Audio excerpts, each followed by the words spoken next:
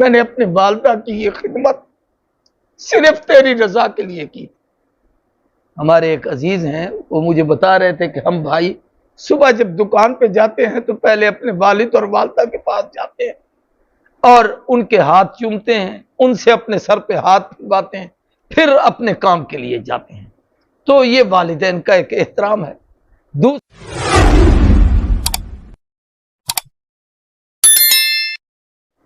وسیلہ، ہمارے ہاں ایک لفظ استعمال ہوتا ہے، وسیلے سے دعا مانگو، وسیلہ دے کر کہو۔ وسیلہ ہے کیا چیز؟ توسل کس کو کہا جاتا ہے؟ ویسے وصل کا معنی واو سین لام، یہ کسی کے قرب حاصل کرنے کو کہتے ہیں، کسی کے قریب ہونا۔ اور یہاں جو یہ توسل ہے قرآن مجید میں بھی ہے، یا ایھا الذین آمنوا ابتغوا الیہ الوسیلہ، ایمان والو اللہ کی طرف وسیلہ طلب کرو۔ اب یہ وسیلے سے مراد کیا ہے؟ علماء نے لکھا ہے کہ دعا میں کسی کا واسطہ دے کر دعا مانگنا، اس کو وسیلہ کہا جاتا ہے۔ اب اس کی تھوڑی سی تفصیل ہے، جس کو آپ سمجھیں گے تو بہت ساری برائیوں سے ہم بچ جائیں گے اور بہت ساری خیریں ہم سمیٹ لیں گے۔ ایک تو یہ ہے سب سے پہلی چیز کہ سب سے بہتر وسیلہ اللہ کو اللہ کی ذات کا وسیلہ ہے۔ اے اللہ تو ہمارا رب ہے، تو ہمارا قریب ہے، تو ہمارا رحیم ہے، ہم تجھے تیری ذات کا واسطہ دیتے ہیں، تیرے نام کا واسطہ دیتے ہیں، تو ہمارے حال پر کرم کر۔ یہ ایک وسیلہ ہے، یہ بھی شرعاً جائز ہے، یعنی اللہ کو وسیلہ دینا اللہ کے نام کا۔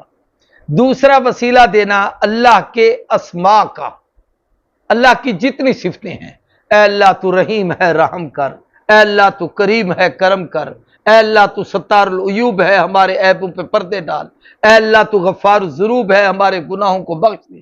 یعنی جس مقصد کی دعا مانگنی ہے اس مقصد کا رب کا نام تلاش کرو، اس نام کا واسطہ اللہ کو دو، یہ اللہ کے قرب کا سب سے زیادہ آسان ذریعہ ہے۔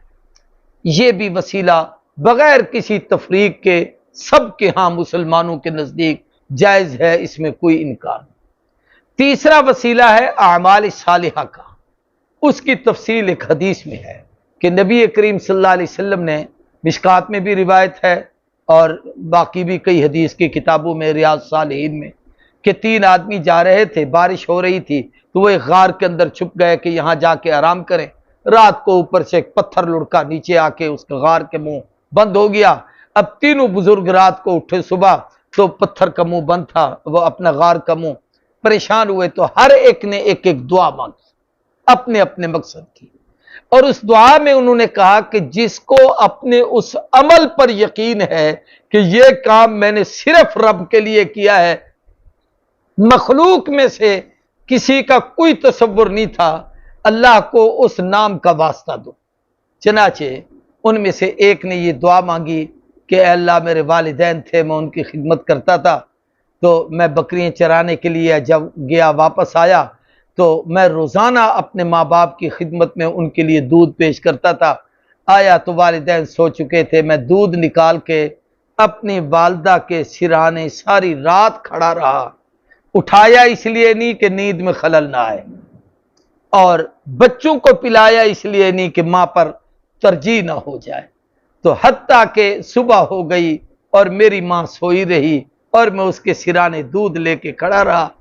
میں نے اپنے والدہ کی یہ خدمت صرف تیری رضا کے لیے کی۔ ہمارے ایک عزیز ہیں، وہ مجھے بتا رہے تھے کہ ہم بھائی صبح جب دکان پہ جاتے ہیں تو پہلے اپنے والد اور والدہ کے پاس جاتے ہیں اور ان کے ہاتھ چومتے ہیں، ان سے اپنے سر پہ ہاتھ پھرواتے ہیں، پھر اپنے کام کے لیے جاتے ہیں۔ تو یہ والدین کا ایک احترام ہے۔ دوسرے آدمی نے دعا مانگی کہ اے الہ العالمین، مجھے ایک موقع تھا، اس کی لمبی تفصیل ہے، چونکہ مستورات بھی سنتی ہیں تو مناسب نہیں ساری باتیں کرنا۔ تو اس کو ایک عورت سے عشق ہو گیا، اس نے اس سے بدکاری کی ٹھان لی تھی، لیکن جب وہ اس پر غالب ہونے لگا تو اس عورت نے کہا اتق اللہ، اللہ سے نہیں ڈرتا، میرے ساتھ بدکاری کر رہا ہے؟ تو کہتا ہے رب کا خوف میرے دل میں اتنا آیا میں اسے چھوڑ کے ایک طرف ہٹ گیا۔ اے اللہ یہ میں صرف تیرے نام سے ڈر گیا تھا، اس لیے اس پتھر کو ہٹا دے۔ تیسرے آدمی کی بھی اس قسم کی ایک دعا ہے، تو ان تینوں نے وہ دعائیں مانگی اور اللہ نے پھر وہ پتھر کو ہٹا دیا۔ تو یہ ہے نیک اعمال صالحہ سے توسل۔ اب ایک اور وسیلہ ہے، وہ یہ ہے کہ جناب نبی کریم صلی اللہ علیہ وآلہ وسلم یا انبیاء علیہ السلام یا اولیاء کرام یا اہل اللہ مشائخ جیسے شیخ عبد القادر جیلانی، جنید بغدادی، بایزید بستامی، خلفائے راشدین، ابو بکر، حضرت عمر، حضرت عثمان، حضرت علی، اہل بیت رسول، ان کے نام کا وسیلہ دینا اس کی کیا حیثیت ہے؟ ایک بات تو یہ بات یاد رکھیے کہ حضور کی زندگی میں یقیناً حضور خود موجود تھے، پیغمبر کی دعا سے بڑھ کر کوئی نہیں تھا۔ حضور کے آنے سے پہلے یہ یہودی یہ وسیلہ دے کر دعا مانگتے تھے، رب نے ان کی اس دعا کو غلط نہیں کہا، یہ دعا ٹھیک تھی۔ تو اس کا معنی یہ ہے کہ اللہ کے نبی کا وسیلہ دے کر اللہ سے مانگنا، یہ نبی سے نہیں مانگنا، مانگنا رب سے ہے، لیکن واسطہ اللہ کو یوں دینا کہ اللہ ہم تیرے نبی کے کلمہ پڑھنے والے ہیں، تیرے نبی کے امتی ہیں، تو نے اپنے نبی کے صدقے سے ہمیں یہ ساری نعمتیں دی ہیں، تو اسی کے واسطے سے میں تجھ سے مانگتا ہوں میری فلاں مصیبت بھی دور کر دے۔ تو پیغمبر کو خدا یا مشکل کشا نہیں سمجھ رہا، یہ مشکل کشا اللہ کو سمجھتا ہے، اہل اللہ کی نیکی کا واسطہ دیتا ہے تو یہ جائز ہے۔ اس لیے کہ ہم جو اولیاء اللہ یا بزرگوں کا نام لیتے ہیں تو ہم ان کو کوئی مشکل کشا یا خدا سمجھ کر نہیں، اور ان کو جو واسطہ دیتے ہیں ان کی نیکی کی وجہ سے ان کا واسطہ دیتے ہیں، ورنہ کوئی خدا نخواستہ کسی کے باپ دادا کافر ہو تو وہ اس کا واسطہ تو کبھی نہیں دے گا۔ اللہ کو واسطہ تو یعنی نیک لوگوں کے اعمال کا دیا جائے گا۔ تو جب کسی نیک کا واسطہ ہوتا ہے تو اس کا مقصد بھی اس کے نیک اعمال ہیں، اور انبیاء تو ویسے بھی مجسم نیک ہے کہ ان کا وجود ہی اللہ نے نیکی بنایا ہوتا ہے، اس سے کوئی غلطی کا تصور ہی نہیں ہو سکتا۔ تو یہ چند ایک باتیں تھیں اس حوالے سے میں نے کہیں۔